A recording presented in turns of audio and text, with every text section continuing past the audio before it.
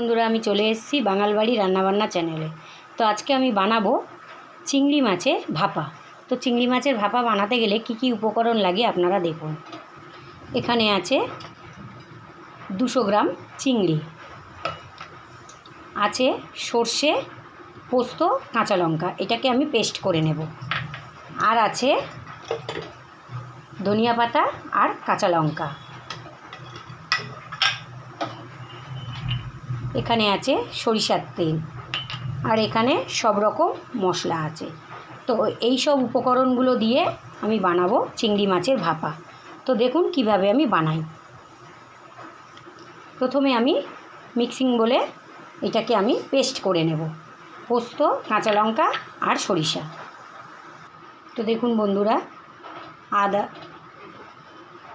পোস্ত, সর্ষে আর কাঁচা লঙ্কা পেস্ট হয়ে গেছে। এবারে আমি সব রকম মশলা চিংড়ির মধ্যে মাখিয়ে নেব। তো দেখুন কিভাবে আমি বানাই।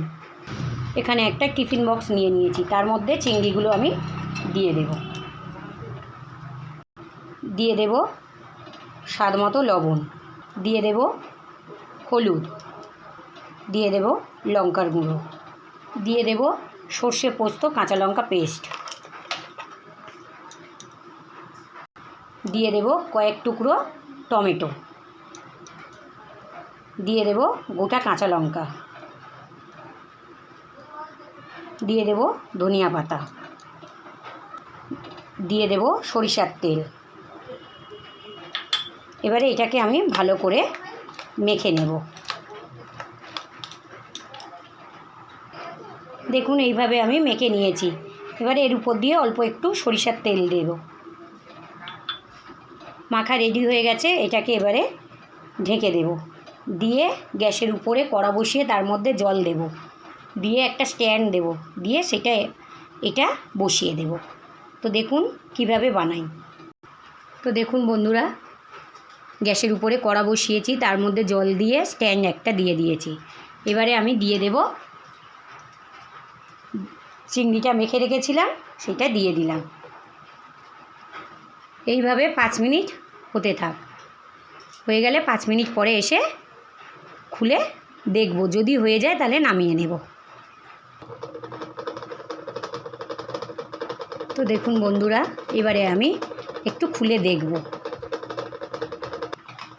তো দেখুন বন্ধুরা, রেডি হয়ে গেছে চিংড়ি ভাপা।